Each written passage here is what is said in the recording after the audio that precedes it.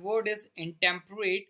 ये आपका क्या है, एडजेक्टिव है। इसका मतलब होता है हैविंग और showing a lack of self control और वी कैन से इमॉडरेट। तो आत्मनियंत्रण की कमी होना या फिर आपका आत्मनियंत्रण की कमी दिखाना। रैम्पेंट इसका सिनोनिम है, अपोजिट का हो जाएगा टेम्परेट और we can say controlled. Example देखिए, the governor said he would not be provoked into intemperate action. Okay, तो राज्यपाल ने कहा कि उन्हें असंयमित कार्रवाई के लिए उकसाया नहीं जाएगा, मतलब कोई उनको फोर्स नहीं कर सकता या फिर वो आपका लैक ऑफ सेल्फ कंट्रोल नहीं दिखा रहे, वो आपके क्या है, मॉडरेट है। ओके, ये बात हमें बताई गई है। आगे बढ़ते हैं with next word that is scope. Verb है, इसका मतलब होता है टू लिमिट और control something, specially something bad. किसी बात विशेषता बुरी स्थिति पर रोक लगाना, नियंत्रण में लाना। कंस्ट्रेन और कंटेन इसके सिनाने में अपोजिट का हो जाएगा एक्सप्रेस और आपका वेंट। एग्जाम्पल देखें, निब्बा needs to learn to curb his anger और एल्स निब्बी विल ब्रेकअप विद हिम। तो निब्बा को अपने गुस्से पर काबू पाना सीखना होगा, नहीं तो निब्बी उससे अलग हो जाएगी।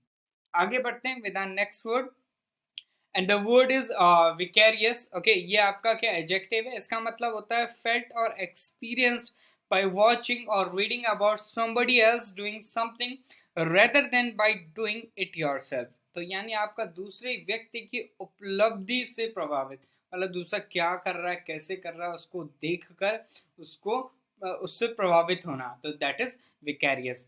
एग्जाम्पल देखिए, he got a vicarious thrill out of watching his son score the winning गोल। तो अपने बेटे को विजय गोल करते देख उन्हें एक विचित्र रोमांच मिला। आगे बढ़ते with our next word and the word is exhaustive. ये आपका एडजेक्टिव, इसका मतलब होता है इंक्लूडिंग एवरीथिंग पॉसिबल, संपूर्ण। ओके, सर्वांगीण हम कहेंगे, वो भी सही है। सिनोनिम्स देखिए आपका थॉरो, एक्सटेंसिव, अपोजिट क्या हो जाएगा रैंडम और we can say cursory. Example देखिए आपका, this list is certainly not exhaustive. तो यह जो सूची है ना, यह निश्चित रूप से संपूर्ण नहीं है। आगे बढ़ते हैं with our next word that is fiat. Noun है, इसका मतलब होता है फॉर्मल ऑथराइजेशन और प्रपोजिशन और we can say a decree. Decree important है, ध्यान रखिएगा। एक औपचारिक प्राधिकरण या फिर प्रस्ताव या फिर एक फरमान। तो डिक्री मतलब फरमान। सिनोनिम्स देखिए आपका एडिक्ट, रूलिंग। एग्जाम्पल देखते हैं आपका, the reforms left most prices fixed by government Fiat.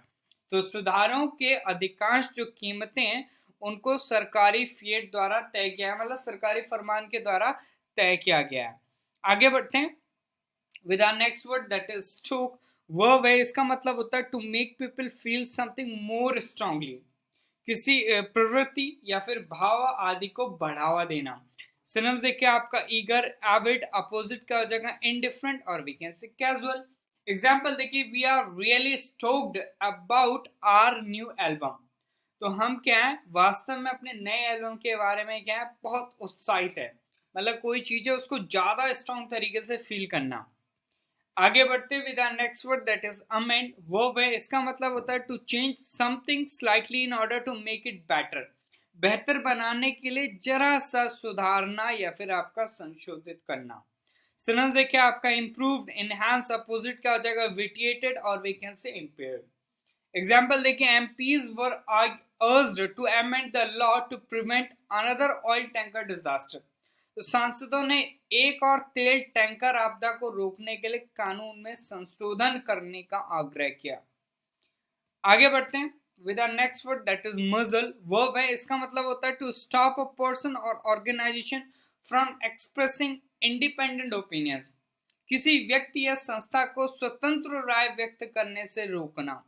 Sensor, gag, synonym opposite expose और रिवील। एग्जाम्पल देखिए, the new Secrecy Act will muzzle the media and the opposition। तो जो नया आपका गोपनीय अधिनियम है, अमेंडमेंट है, एक्ट है, वो मीडिया और विपक्ष का मुंह बंद कर देगा। आगे बढ़ते हैं with next word and the word is rampart. Noun है, इसका मतलब होता है high thick wall made of stone और earth, usually with a path on top that has been built around a castle, town, etc. in order to protect it। महल, किला, शहर आदि की सुरक्षा के लिए पत्थर या मिट्टी की बनी दीवार, चारों ओर से परकोट या फिर प्राचीर। एग्जाम्पल देखिए, formally most towns had a modest strong hold और रैम्पार्ट। तो पूर्व में अधिकांश कस्बों में एक मामूली गढ़ या प्राचीर थी, यानी परकोट थी या फिर एक दीवार थी जो उन्हें प्रोटेक्ट करती थी। आगे बढ़ते हैं with next word, and the word is atone. Verb है, इसका मतलब होता है to show that you are sorry for doing something wrong. प्रायश्चित करना, confess, deodorise, excuse, explain away, extenuate, ये सारे क्या है इसके सिनोनिम है। एग्जाम्पल देखिए, Kallu Kuwara has expressed a wish to atone for his past sins and now they are married. तो कल्लू कुवारा ने अपने पिछले पापों का प्रायश्चित करने की इच्छा व्यक्त की और क्या हो गया, अब वही क्या है, विवाहित हैं, क्योंकि अब उनके बीच सारी जो भी आर्ग्यूमेंट है, डिसएग्रीमेंट था, वो सही हो गया। आगे बढ़ते हैं with next section, that is idiom and phrases. पहला इडियम है निप समथिंग इन द बड। इसका मतलब होता है सप्रेस और destroy something at an early stage. प्रारंभिक अवस्था में किसी चीज को दबाना या फिर नष्ट करना। एग्जाम्पल देखिए, this idea has been nipped in the bud by the local council. तो स्थानीय परिषद द्वारा इस विचार को कली में ही दबा दिया गया, यानी आपका शुरुआत में ही भाई उसको खत्म कर दिया कि भाई ये आइडिया किसी काम का नहीं है, इसको हम नहीं अप्लाई करेंगे। आगे बढ़ते हैं with next idiom, that is stick to your guns. इसका मतलब होता है to continue to have your beliefs और continue with a plan of action even if other people disagree with you.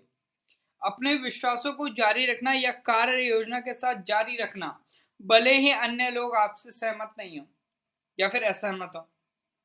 Example देखिए, despite harsh criticism, harsh, okay, sorry, it is not harsh criticism, she is sticking to her guns on this issue।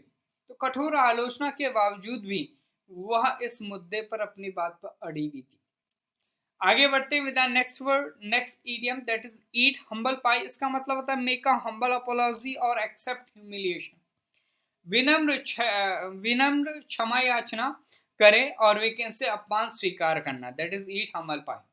वे अपमान कर रहा, आप उसे स्वीकार कर रहे हैं, that is eat humble pie. Example देखिए, they had to eat humble pie when the rumours they were spreading were proved false.